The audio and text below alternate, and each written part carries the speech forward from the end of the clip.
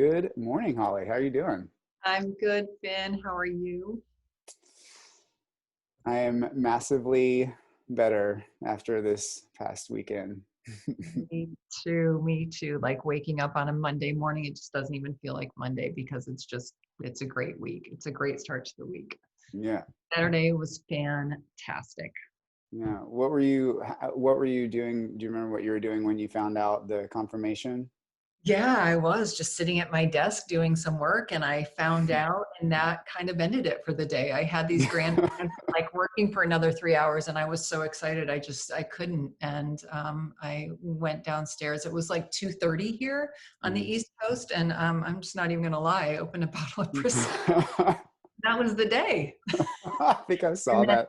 kind of like glued to, watching everything, the speeches, like everything for the rest of the day. Mm.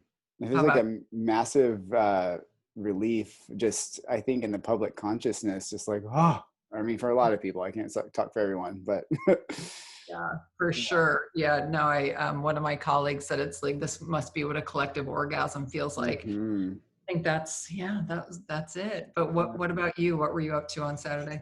I'm in San Francisco, and just I got a text from, I'm on the Himeros Live podcast with Davey Yeah. Wavy. He texted me, it's confirmed. So I went outside and people were honking their horns, and like the Castro is a big celebration of just Yeah, I bet. people everywhere. And I actually too, like walking by people of color and just having a sense of like, I'm so glad that our country is stepping up to help, and to be, it just felt different to being around people that day for me. There's a lightness in the air, at least in this town. Yeah. Oh, in New York too. It was fantastic. So I love that we're going to get to talk about fantasy today because I feel like Mhm. perhaps more so than if we had talked last week, we're feeling a freedom to dream, you know, and like even take that dream farther into our sexual selves and our sexual world. Yeah. What are you Mhm. thinking? Yeah, like, I think, well, just what is a fantasy in your mind? Like, how do you look at what fantasy is? People think of it in very different ways. Yeah, I do like to me. I mean, fantasies they can happen when we're sleeping, but for me, Mhm.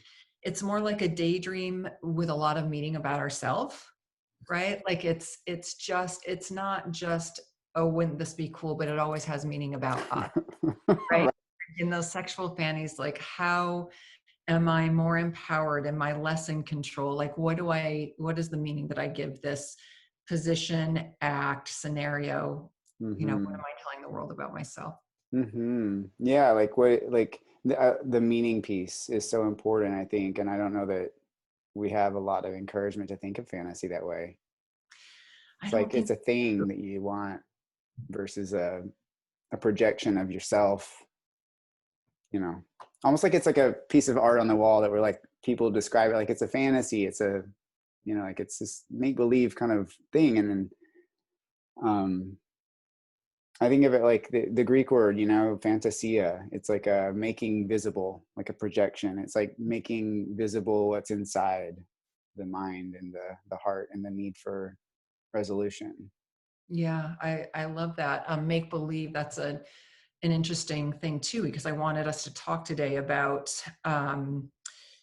our fantasies and what we want for in real life versus for what always wants to live in our fantasy world. Because I think, Mm-hmm. at least with my clients, fantasies tend to scare people because Mm-hmm. if I'm thinking about this, I must be weird. This can't be normal. And oh my gosh, do I really want to do this in real life? And that's a lot to hold on to.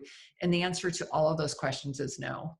Right. So the research shows about half the people who have fantasies want to realize those fantasies, and half Mm-hmm. the people who have fantasies like it's just this beautiful, rich world to dream and imagine. And back to your point, it's not about the act of sex in public or being dominated. It's the meaning that we give to it. Like the thing you're doing is really inconsequential a Mm-hmm. lot of times, right? But Mm-hmm. that's what Mm-hmm. people hang on so tightly to. Yeah. I mean, the fact that it like has its own genre, or like, that's a fantasy, like that's like, is it any more, you know, fantasy than like waking up in the morning and being like, oh, I'll put on my shoes and go to work. I mean, that's kind of like a fantasy in a sense, because it's Right. not the moment. You're seeing yourself doing something that's coming, and so. But when it comes to sex, I find that because we don't have a lot of help understanding our sexual or our eroticism, Hmm. then it's like, oh, this language of fantasy, this symbolic stuff that comes out of me, like that's frightening, and I don't know how to make sense of these stories or narratives that might actually have some complications in them for people. Like, Yeah. oh, I'm a good person. Why do I want to hold someone down and choke them, or like these kinds of, and people struggle with these sorts of narratives. And I just say, one way that I think about it, it's like, what are the feelings there for you? Like, what if this story that you're like turned on by were just to be translated into a feeling text? Like, what would the feelings be there? And often people that I work with will, I don't know, like, why is that hot? I don't know. What feelings are in it for you? Like, what's it really mean to you? I love that. And almost even I would go through the five senses, Mm, if they really are just like, I don't know, because a lot of clients come like that, and I'm sure to you too. They don't even really know what they feel because they've never had permission to feel, mm-hmm, right? They've either mm-hmm, had maybe like the really strong guy, or they've played like the helpless person, like something like that. They've just mm-hmm, never explored what they feel. So mm-hmm, I'd break it down like see, smell, taste, hear, like all of those touch, like what's mm-hmm, in this for you. mm-hmm. Um, but you're so right. No one ever comes to us. I mean, I know we're in the sexuality field, but no one ever comes and says, "Oh, I had a fantasy about, running in the field of poppies." Right. Which And is that was frightening. super frightening. No, Yeah. no, it's always like most fantasy has this taboo switch to it. Mm-hmm, So, which makes it more powerful, right? mm-hmm, So the mm-hmm, less things are spoken, the less things are acknowledged, less things are accepted, the harder we hide them. Um, and perhaps the more meaning we give them. But it's really like sussing that out, pulling that apart, to figure out what it is. mm-hmm. Um, and I want to hear some of the most popular fantasies in your world with your clients. I think for my part, and I can share some of them too, but so much comes down to control, Mm-hmm. whether that's maintaining or relinquishing.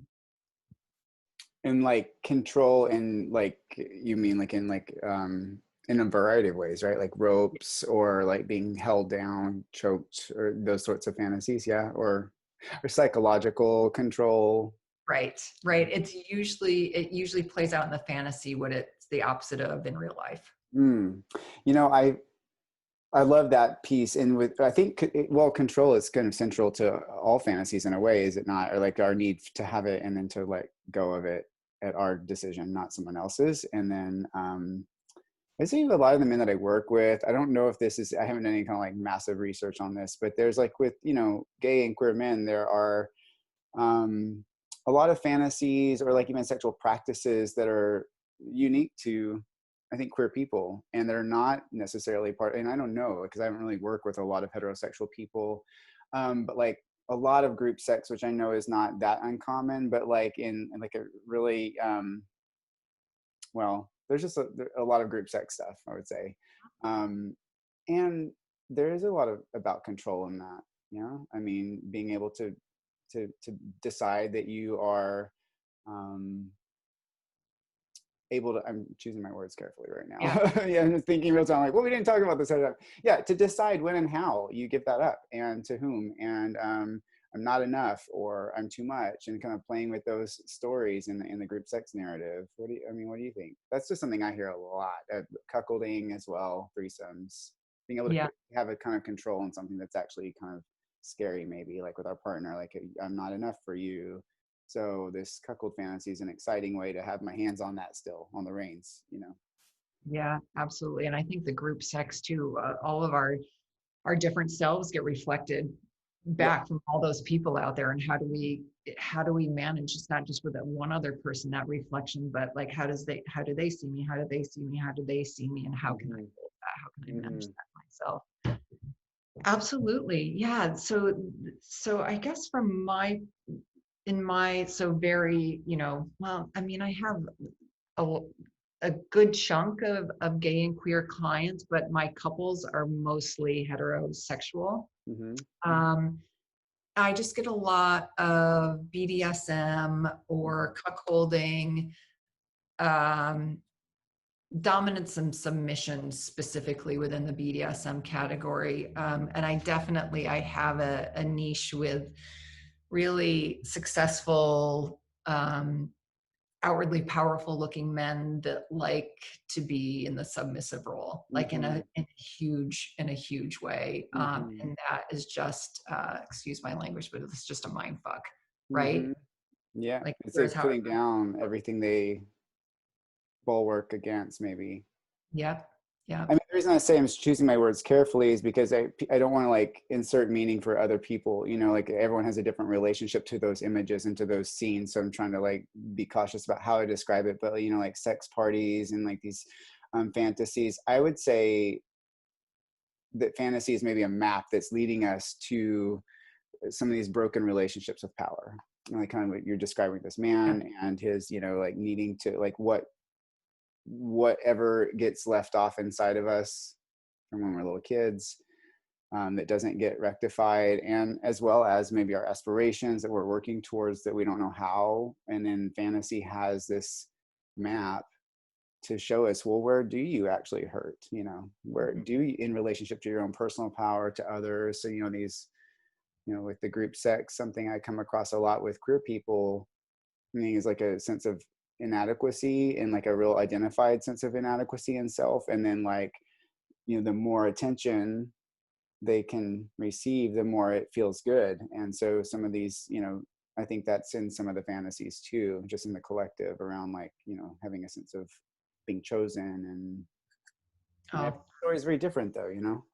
yeah, yeah. Being chosen is huge. Like so many fantasies, I think if you strip all the bells and whistles off of them, that it comes down to being chosen, it comes down to being in control, or it comes down to not having to be in control, right? So I Mm-hmm. think for a lot of, like with my clients, that's what I want to do, but boy, are people attached to their details. And I love them. The details are what gives it that richness and our interest. But I feel like our job is to like, okay, let's strip that down and really see what this means to you. Mm-hmm. Because it does feel scary for them. It does, like they feel out of control, not in a good way, not in the fantasy way, but like they can't control what's happening in their head. Mm-hmm. Uh, and so I always remind people too, like this is really, there's, especially if it's like a rape fantasy, something like that, where there's um, perceived not giving consent. I'm like, it's all happening in your head. So at the end of the Mm-hmm. day, it actually is all completely consensual. It's just how do you let yourself off the hook for feeling bad about it? Mm-hmm. Totally. Do you have maybe like do you have time for like one more question around this? Yeah, like Yeah. how do we, so I have my own way of doing this, but like how do you help your clients potentially interpret some of that like you were just describing for themselves, you know, like letting them off the hook? Like do you have any methods that you like to help them kind Yes. of break this down and like, okay, what about this consensual non-consent stuff? You know, how do I own this?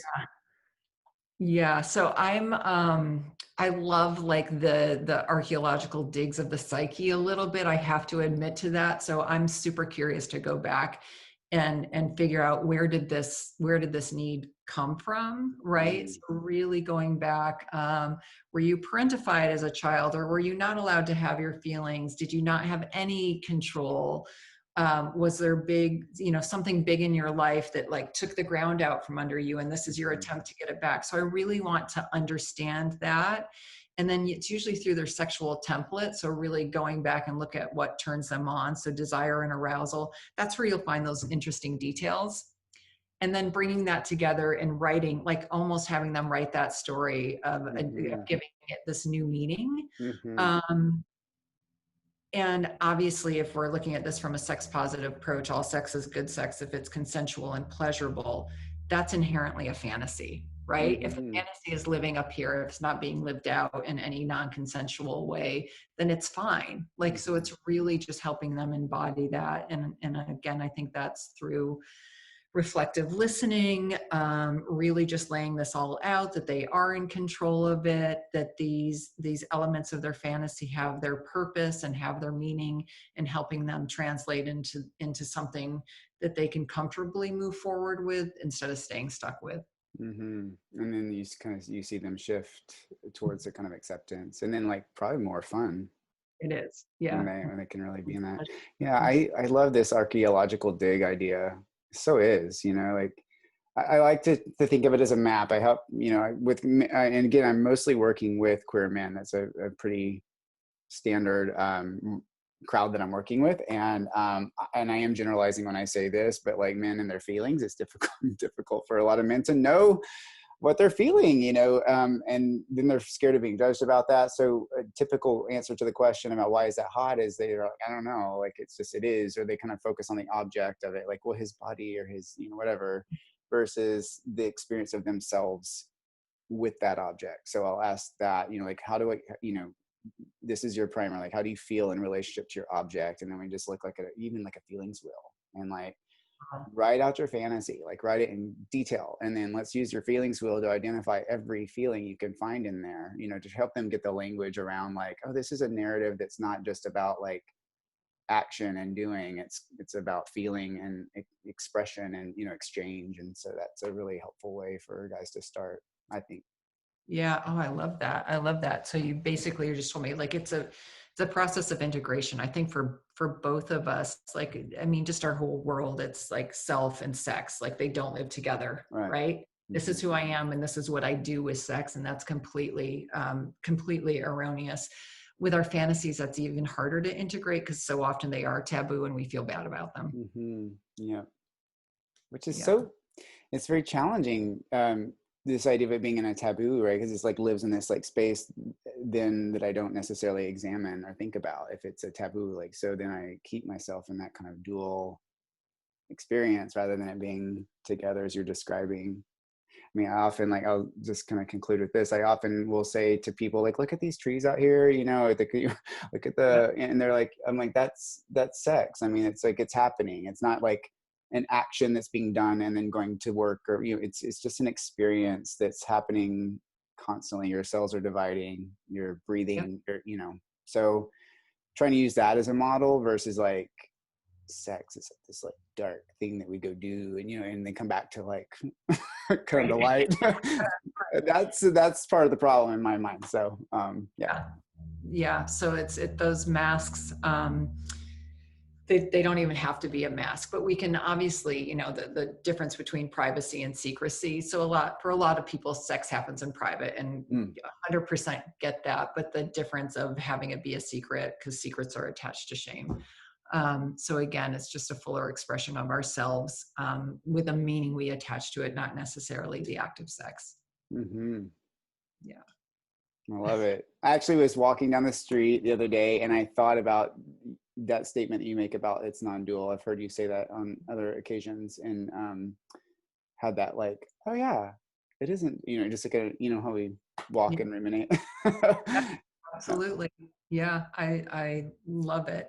And I just have to say the last thing, in case people out there are struggling, I've had clients that see for months and months and months, that'll tip their toe in the fantasy water. But just last week, I was sitting with a woman, and it just came time. Like, what's going on for her is partly about the fantasy she's having. It was 5 minutes of her just like, ugh. Like, she would look at me and then look away, and just like, it was so uncomfortable for her. And I just kept assuring you, obviously everything we say is confidential. Like, I'm in a job where I don't judge people like this. I don't think there's anything you could possibly be doing if it checks consent and pleasure. And finally she came out with it, and it was like, I mean, not to make whatever, but it was pretty damn vanilla. And I was like, oh my gosh, but the meaning she attached to how bad it made her feel about herself was horrifying. But now off we go, and we can help her integrate that. So it's like a touching experience to see somebody go, oh, I'm okay, and really feel that. Yeah. And I mean, just her body language around it was insane. Like, it was like I was asking her to give me like the rib, Mhm. Wow. Yeah, I mean, and so I'm grateful for the work that we do I am too. I am too. and Well, bring this was healing. so wonderful to sit with you on this Monday specifically. I know this will come out in a few days, but we are starting a week of newness, of imagination, of freedom to dream again, and hopefully people's fantasies will follow suit. Hmm. Yes, and imagine that they might actually shift with the times. That's a whole nother topic for a whole nother time. Yeah. Finn, thank you so much for having me on. Yeah, thank you.